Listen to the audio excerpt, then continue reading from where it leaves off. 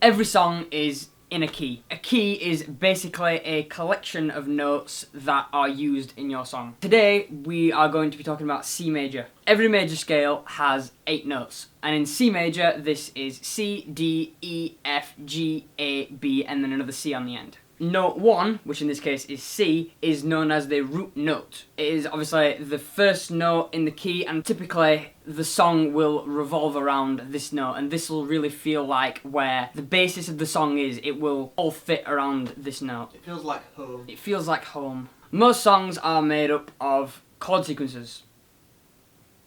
Yes, they are. Yes, they are. And the most common chord sequence to use in a major scale is 1, 4, and 5, which in C major is C, F, and G. In a typical rock song, you will most likely be using power chords.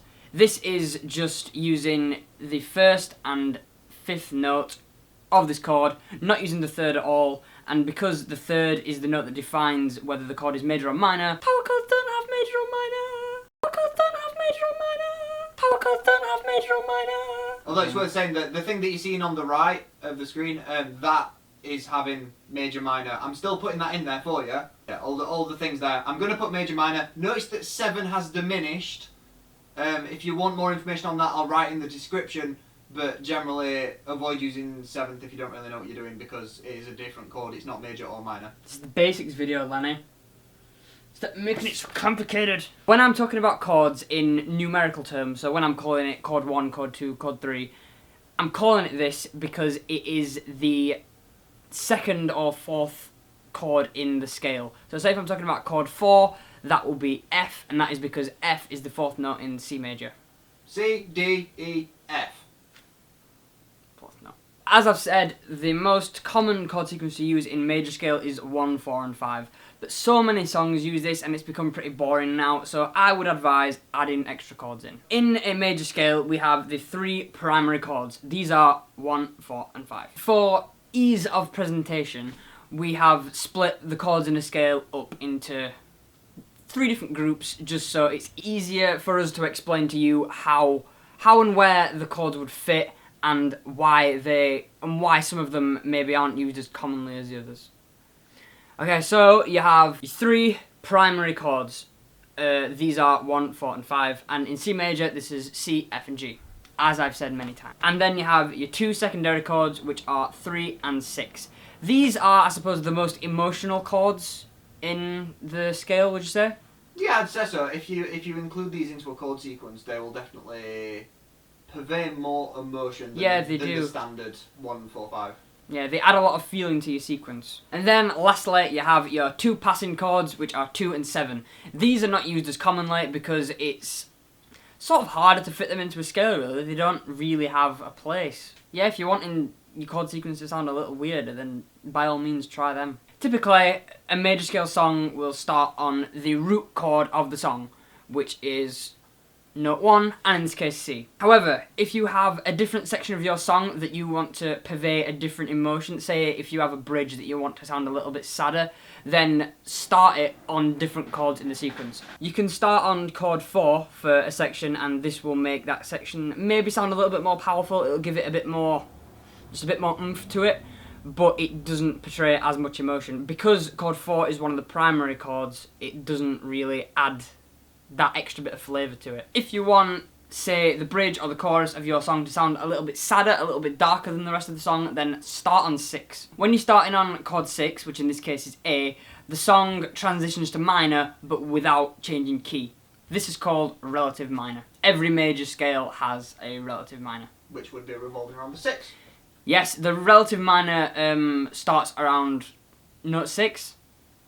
So in this case, A, and then in D major, it would be B. B. It would be B. In my experience writing music, I have come across certain chord sequences that work really well. Here are those. Here are those. As I've said before, the most common chord sequence to use is 1, 4, 5. That will be staying on 1 for 2 bars. 1 for 2 bars, and then 4 and 5 for 1 bar each. The really common 4 chord pattern that you've probably heard in 1,000,001 songs is 1, 5, 6, 4. Adding the 6 in there for just that little bit extra emotion, because 6 is a secondary chord. If you've ever seen the Axis of Awesome do the 4-chord song, they highlight that most really famous pop songs use the same chord sequence. And that is it. That is it. 1, 5, 6, 4. 1, 5, 6, 4. Try doing a chord sequence that goes from chord 1 to chord 3. It sounds really nice, and you can make up your own mind as to exactly how you feel about it. I really like it. If you're starting your sequence on chord 4, then try going up to chord 5. This is because the notes are getting higher. You're going from chord 4 to chord 5, it's the next chord in the sequence. Logically, it's going to sound uplifting. Also, if you're wanting a really nice minor chord progression, go from 6 to 4 to 3. It sounds really dark and mean. 6 being for 2 bars.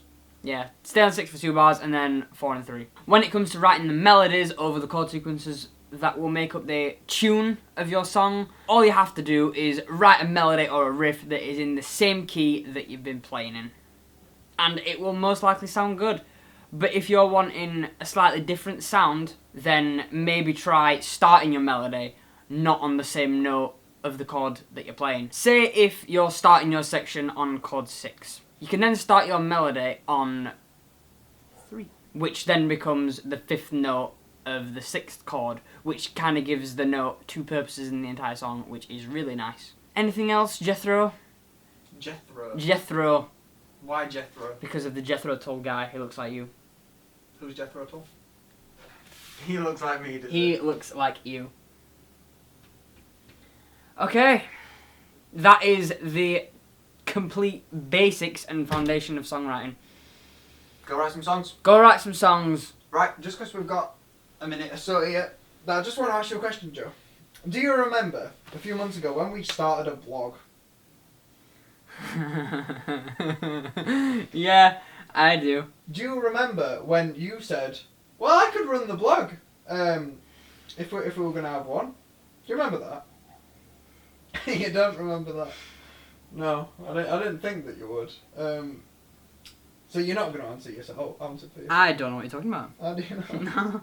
I'm just going to wait here until you give us an answer as to why there hasn't been a blog post in about 4 months. I have no idea what you're talking about. I didn't even know we had a blog.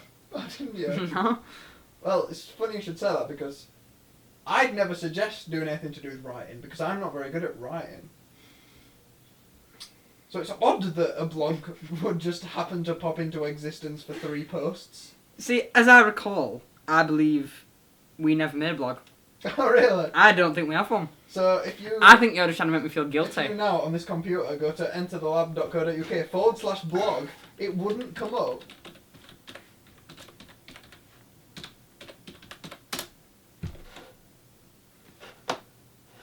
Isn't that odd? Wow, I've never seen this before. Oh, have you not? No, this is really cool, actually.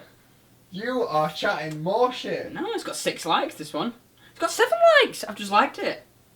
Maybe I shouldn't. Oh, I can't unlike it. Hey, there's a review of Feasible DP. This is pretty good, you know. You know, whoever wrote this is an absolute genius.